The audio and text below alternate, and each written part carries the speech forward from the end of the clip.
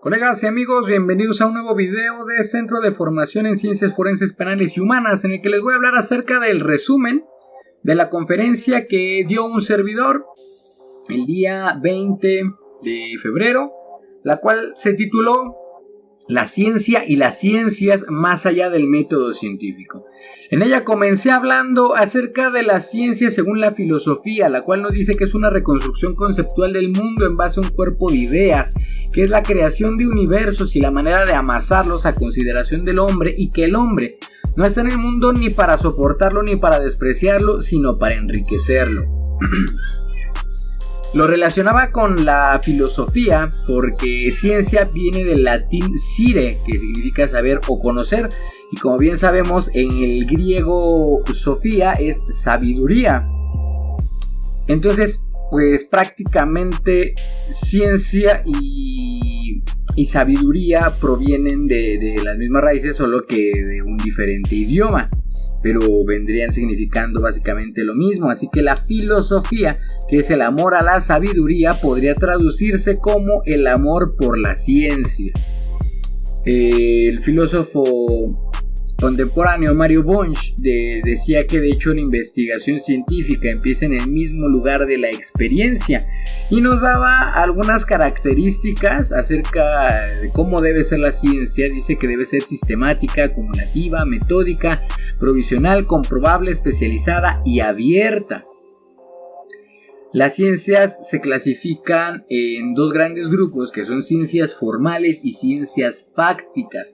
Las ciencias formales son pues las matemáticas, el cálculo, todas esas que relacionan signos, utilizan lógica y demuestran resultados. Y las ciencias fácticas son aquellas que necesitan de una observación, una experimentación y verificar una hipótesis, así como la biología, la química, la física, etc. Las ciencias formales y las ciencias fácticas consisten en que, las ciencias formales o ideales son ciencias deductivas que trabajan con concepciones abstractas, y las ciencias fácticas estudian los hechos y los fenómenos de la realidad, de la naturaleza y de la sociedad. Tenemos aquí, yo hablaba de dos tipos de actitudes, que es la actitud filosófica y la actitud científica, dentro de las cuales, la actitud filosófica se refiere al dudar de todo, a no dar por hecho nada de lo que existe en nuestra realidad. Y la actitud científica es, en base a esa duda de nuestra propia realidad, llevar a cabo la experimentación para darse cuenta de qué es lo real y qué no lo es. Traté un poco de una manera un poco laxa el método científico, nada más para retomarlo, porque precisamente la conferencia pues es más allá del método científico. Sin embargo, lo retomé pues a manera de mención. Pues sabemos que el método científico consiste de observación, planteamiento del problema, hipótesis, experimentación, análisis de resultados y conclusiones. Se dice que los métodos para estudiar a la naturaleza pues son precisamente el método científico, el analítico, el sintético, el deductivo, el inductivo y el método criminalístico. Que recordemos que la criminalística es una ciencia interdisciplinar que se basa en las ciencias naturales para coadyuvar en la justicia. Tenemos también un método propuesto por Francis Bacon, que es el método experimental. Él dice que toda ciencia, toda naturaleza o toda realidad debe poderse percibir con los 5 sentidos del hombre. En este caso, más bien la idea que yo quería retomar es que muchas veces no se reconoce a las ciencias sociales como ciencias por parte de las ciencias naturales o las ciencias formales, debido a que estudian al hombre, a la cultura y al entorno, y estas tres esferas son muy difíciles de analizar de una manera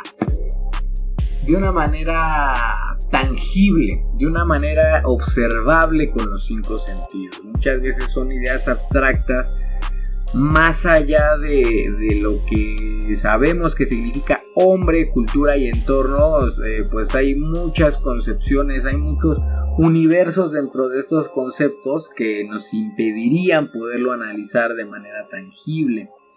También, hablaba acerca de que las ciencias sociales estudian la realidad social y que esta, al ser diversa, compleja, variable, sensible e inmaterial, es muy difícil de estudiar y el conocimiento científico social no es exacto.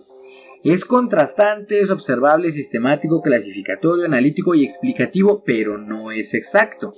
Los métodos para estudiar a la sociedad son el método sociológico, el psicoanálisis, la dialéctica y la comprensión empática. También tenemos los métodos propuestos por John Stuart Mill, que son el método de concordancia, de diferencia, de variaciones concomitantes y el método de los residuos. Hablaba yo de un ejemplo de cómo ciertas ciencias sociales ya pasaron esa línea de no ser reconocidas como tal, como lo es la economía. Y pues tenemos el contraste con ciencias como por ejemplo la política, que todavía siguen siendo demasiado inexactas.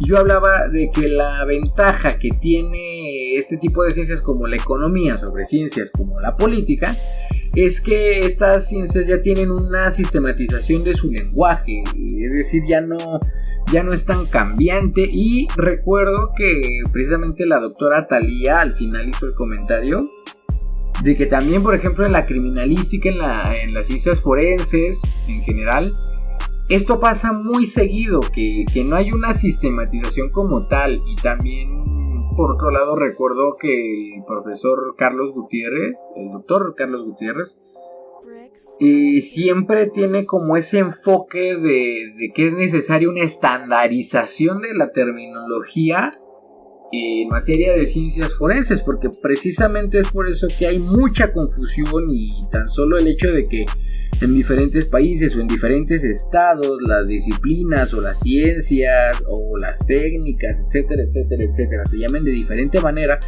eso las hace tener un grado de inexactitud que en el caso de las ciencias forenses puede ser muy peligroso a la hora de administrar la justicia y de esclarecer la verdad. Finalmente hice una pregunta, que si la historia es una ciencia, porque yo recordaba que en la secundaria a mí y a mis compañeritos nos dijo la maestra de historia que no era una ciencia porque la ciencia debía ser comprobable y que pues nadie podía regresar en el tiempo a comprobar que los hechos hubieran sucedido. Sin embargo, resulta que la historia tiene un método que se llama historiografía, la cual es una triangulación metodológica, y hay un análisis de contenidos que estaba propuesto en un estudio que se hizo acerca de cierta etapa de la historia de España, solo basándose en un discurso del presidente Franco, del expresidente Franco que tuvo esta nación. Nos hablaban acerca de que en el análisis de contenido tenemos 6 fases, las cuales son definir el universo de análisis, determinar las unidades del análisis, construir el sistema categorial que debe ser homogéneo, productivo y tener mutua exclusión, incluir las variables adecuadas, elaborar un libro de protocolo o de códigos, que es más que nada para que todos los miembros del equipo de investigación puedan entenderse entre sí, y finalmente decidir el sistema de cuantificación de la información. Yo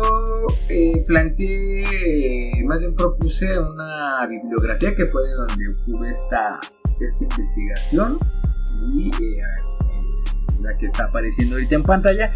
Les recomiendo mucho leerlos, todos estos libros y artículos, ya que pues, nos dan una pauta de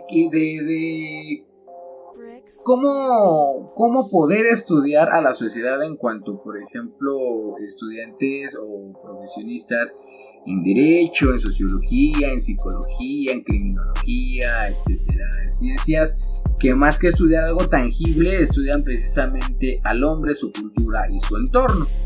Y pues esto sería todo por mi parte en esta ocasión. Espero que quienes estuvieron en la conferencia ese día pues les haya agradado, les haya servido la información. Si no estuvieron, pues espero que este pequeño y laxo resumen les sea también de utilidad. Y sin más que agregar, hasta la próxima.